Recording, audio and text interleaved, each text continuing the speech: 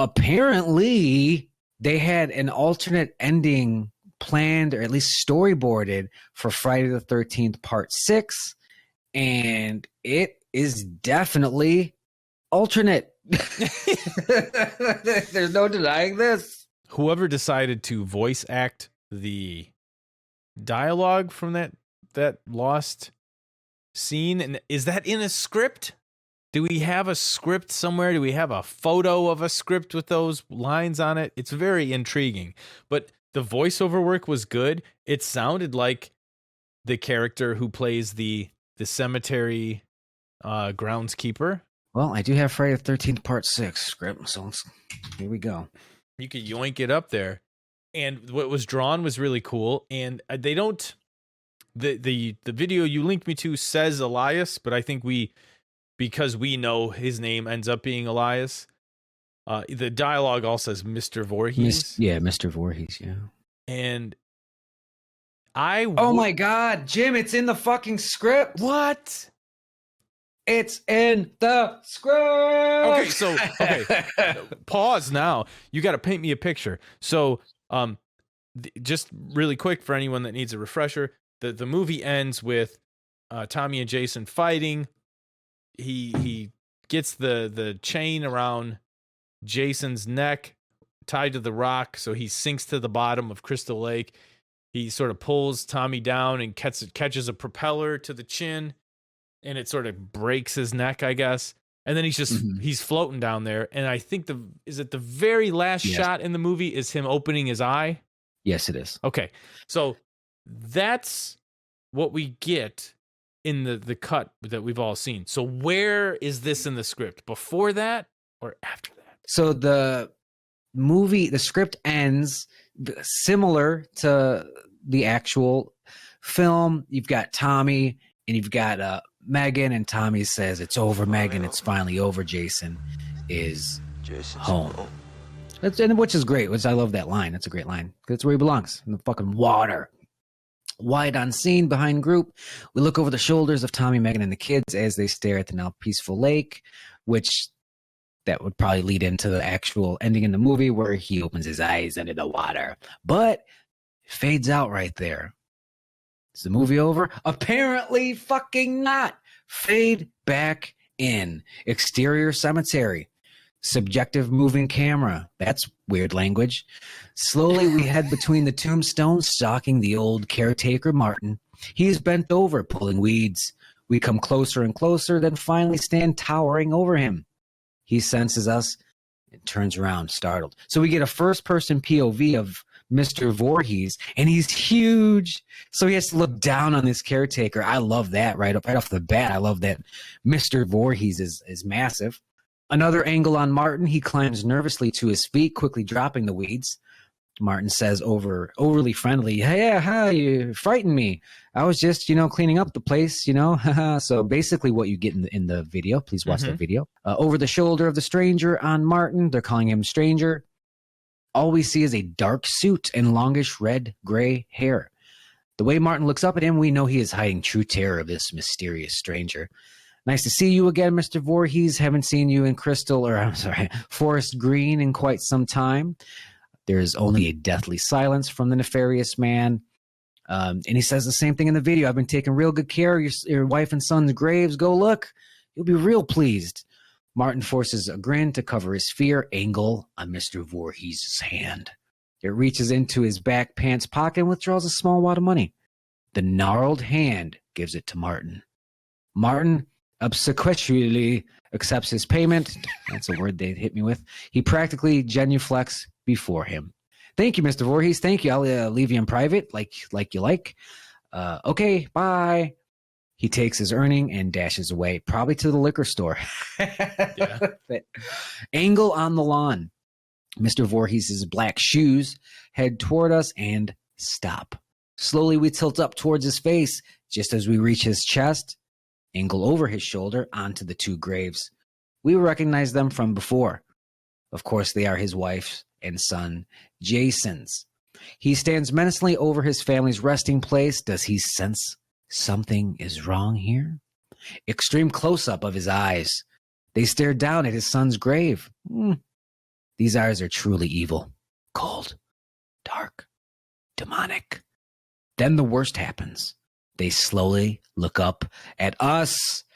They seem to accuse us of knowing the true whereabouts of his son, and he won't stop glaring at us. Dissolve 2, Lake Forest Green. We glide tranquilly over the blue water towards the middle of the lake, slowly moving in the water.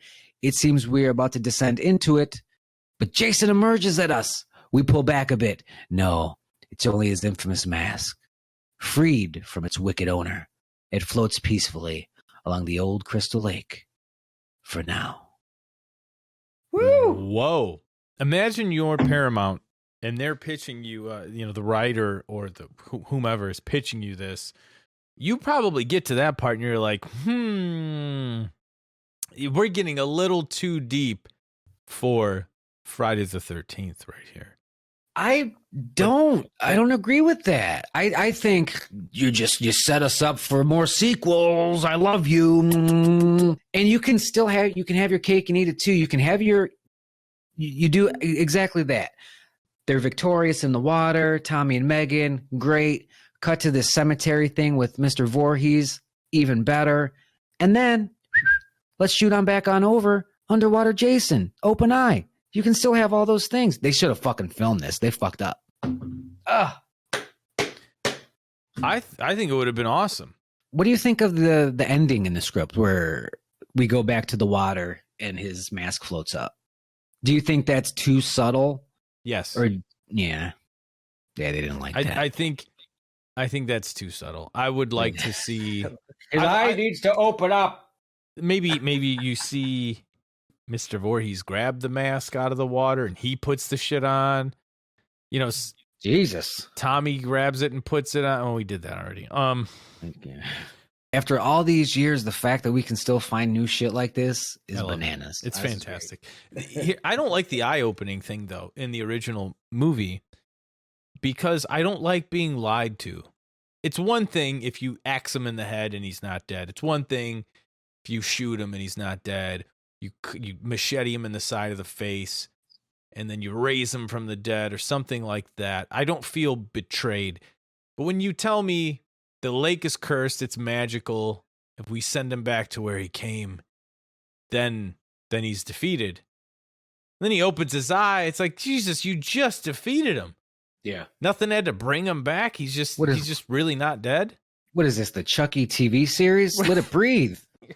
Right. Let him be dead or let you have fucked up some sort of, like Necronomicon thing where like he says the wrong words and whoops, they did what they were supposed to do according to the lore. Yeah, give them their victory. They earned it. Give them something. And you took it away immediately. And obviously, because we're looking at the script, you can just see in real time here. That was the fucking studio. They're like, nope. We need to see Jason at the end.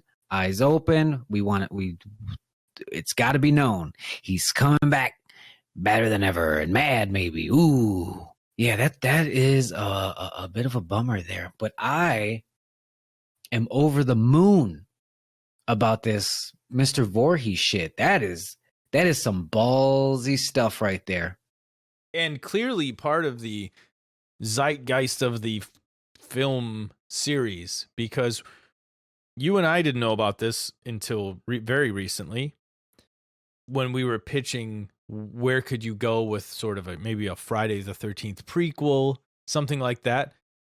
We all keep coming back to the dad and he's in the things he does, those crazy things you're up to. Yeah. So clearly this was around before Jason Goes to Hell even.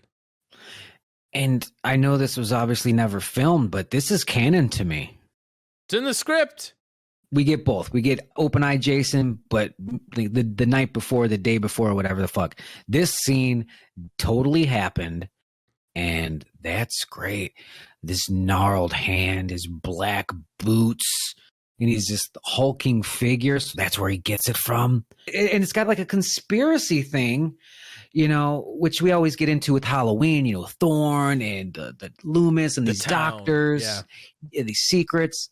This motherfucker's been around the whole time paying off cemetery caretakers. Martin. you could have at least shot it. Yeah, How I'm much more so would it have cost? surprised. Exactly. You get the two actors, the cemetery that you have, The actor and you already have. and it's all first person. You don't even really need to hire a second guy. Just have fucking Kane Hodder be that guy. Who gives a shit? Wait, isn't Martin? Doesn't he? Okay, Dead. he dies, right? So is that not in the script that you have? You know what I mean? Because he throws the bottle and doesn't hear it hit the ground, and Jason kills him with it. That's all right, him. so the last thing before this cool cemetery scene, the last thing in the script featuring Martin is Tommy, the sheriff, and Martin. The sheriff pulls Tommy along even faster. Jason's not in his coffin. Oh, dig it up. You got to. So this is very early on. Martin, buries it. Pressing on Martin, pulling out his Jack Daniels. He downs it. Dig it up. Hell, what kind of butthole does he think I am? That's it. We get butthole Martin. And then the next thing is the cemetery. So he does not die in the script. Good question. And even better follow up. We're crushing this.